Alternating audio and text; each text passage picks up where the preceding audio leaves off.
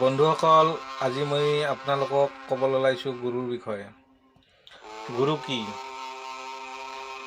গুৰুক আমি কিয় ধৰিব লাগে বা গুৰু আমাৰ কিয় দৰকাৰ? বাস্তৱিকতে গুৰু তিনি প্ৰকাৰৰ। আদ্য গুৰু পিতা মাতা বুলি কৈছে, পিছত শিক্ষাগুৰু বুলি কৈছে, যে লিখা পঢ়া শিকাব, স্কুলত যাব, সেইবিলাকক শিক্ষাগুৰু।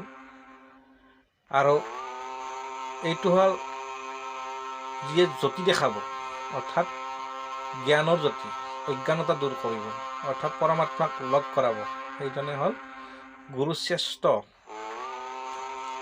আমি সৰুৰ পৰা অজ্ঞানতাত, অন্ধকাৰত জন্মগ্ৰহণ কৰিছোঁ। আমি একো নাজানো। সৰুৰ পৰা আমাক ডাঙৰ দীঘল কৰালে মা দেউতাই, শিক্ষা দিলে এইজন ভগৱান, এইজন ঈশ্বৰ, এইজনক সেৱা কৰিব লাগে, এইজনক ভক্তি কৰিব লাগে। সেইমতে মা দেউতাৰ ৰীতি নীতিমতে আমি চলি কিনে ডাঙৰ হ'লোঁ। তাৰপিছত আমি স্কুলত গ'লোঁ। স্কুলত শিক্ষাগুৰুৱে শিকালে, অ আ ক খ মাতিব, লিখিব শিকিলে, পৰীক্ষা দিলোঁ, পাছ কৰিলোঁ। শিক্ষাটো আমাক কৰ্ম সংস্থাপনৰ কাৰণে শিক্ষাটো আমি গ্ৰহণ কৰিলোঁ। তাৰপিছত আমি পালোঁ হ'ল ধৰ্মৰ গুৰু, অৰ্থাৎ ধৰ্মৰ বিষয়ে জানিলোঁ আমি। ধৰ্মৰ বিষয়ে জানিব লগা হ'লে, অৰ্থাৎ আত্মা আৰু পৰমাত্মা, আত্মাক কেনেকৈ পৰমাত্মাৰ লগত বিলীন কৰা যায়, এই যিটো জ্ঞান, অজ্ঞান অন্ধকাৰৰ মাজত শিক্ষা থাকিলেই নহ'ব, বহুত জনা থাকিলেই নহ'ব।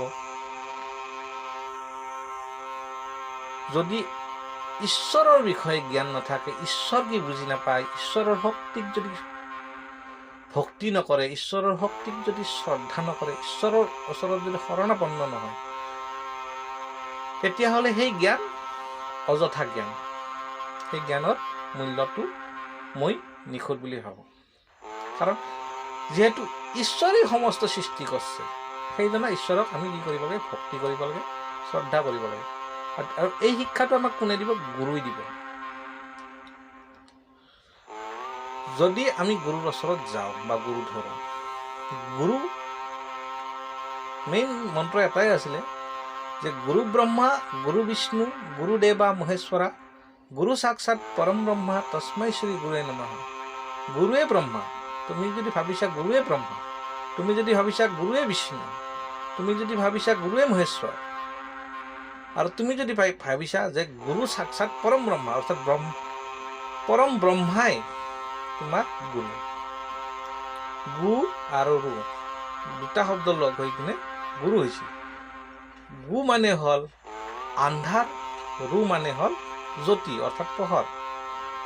যিজনে আন্ধাৰৰ মাজত পোহৰৰ আলো দিব, অৰ্থাৎ জ্ঞান দিব। বহুত দূৰত যদি চাকি এগছ জ্বলি থাকে আন্ধাৰৰ মাজত, কিন্তু বহুত দূৰে পৰা তাৰ দৃষ্টি আমাৰ আকৰ্ষণ হয়। ঠিক তেনেকৈ গুৰুৱে আমাক আন্ধাৰৰ মাজত উজ্জ্বলতা দেখায়। অৰ্থাৎ আমি যিহেতু ঈশ্বৰৰ বিষয়ে নাজানো, ঈশ্বৰৰ বিষয়ে নুবুজো, ঈশ্বৰৰ বিষয়ে একো এটা নাজানো, সেই ঈশ্বৰক আমাক কি কৰে? দৰ্শন কৰে। অৰ্থাৎ আত্মাক পৰমাত্মাৰ কাষলৈকে কেনেকৈ লৈ যাব পাৰি, বা আমাৰ এই আত্মাটোক পৰমাত্মাৰ লগত কেনেকৈ বিলীন কৰিব পাৰি, এইটো গুৰুৰ পৰা আমি শিকোঁ। আজিকালিতো বহুত ধৰণৰ গুৰু ওলাইছে। গুৰু মানে আৰু নক'ব আৰু, বহুত ধৰণৰ গুৰু। কিন্তু গুৰু হ'লেই নহ'ব, গুৰুজনৰ তত্ত্ব জ্ঞান, অৰ্থাৎ যিজনে আপোনাক তত্ত্ব জ্ঞান দিব,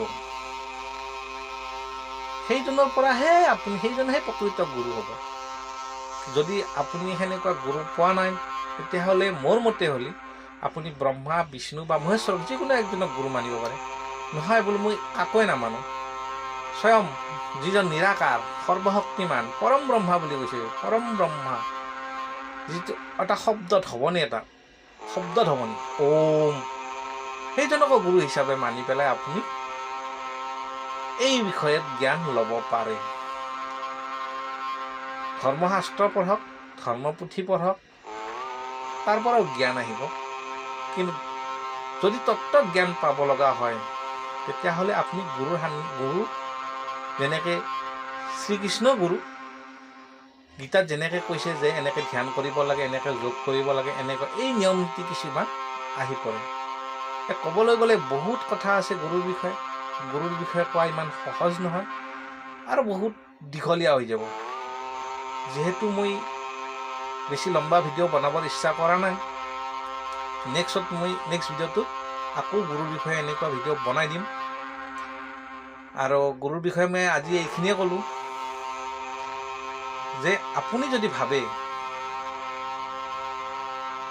আপোনাৰ আত্মাটোক আপুনি যে মৃত্যুবৰণ কৰিব, সেইটো যে সত্য, চিৰন্তন সত্য, আপুনি যে মৃত্যুবৰণ কৰিব এইটো সত্য। এই সত্যটো জানিও যদি আপুনি অসত্য পথত যাই আছে, কাম, ক্ৰোধ, লোভ, মোহ, মায়া এইবিলাক যদি এৰিব পৰা নাই, তেতিয়াহ'লে আপুনি গুৰুৰ ওচৰত যোৱাক গুৰুৱে আপোনাক শিক্ষা দিব। সেই শিক্ষাটো আপুনি গ্ৰহণ কৰিব, সেইমতে চলিব। তেতিয়াহ'লে আপুনি এই সত, ৰজ, তম তিনিটা গুণ যিটো আছে, এই গুণত নিৰ্গুণ স্তৰত গৈ পেলাই উপনীত হ'ব আৰু আপুনি আপোনাৰ আত্মাক পৰমাত্মাৰ ওচৰলৈ লৈ যাব পাৰিব। আৰু এইটো একমাত্ৰ পথ হৈছে গুৰু, যিজনৰ পৰা আপুনি তত্ত্ব জ্ঞান লাভ কৰিব। কিছুমান শাস্ত্ৰখনত কিছুমান গুপ্ত কথা আছে, যিবিলাক কথা সংক্ষেপত লেখা আছে, যিটো গুপ্ত কৰি ৰখা হৈছে। এই গুপ্ত কথাখিনি যদি জানিব লগা হয় তেতিয়াহ'লে আপুনি গুৰুৰ ওচৰত যাবই লাগিব। এইটো চিৰন্তন সত্য কথা। বন্ধুসকল, আজিয়ে মই ইমানতে এৰিলোঁ আৰু নেক্সট ভিডিঅ'ত নিশ্চয় লগ পাম। ধন্যবাদ। ওম শান্তি, ওম শান্তি, ওম শান্তি।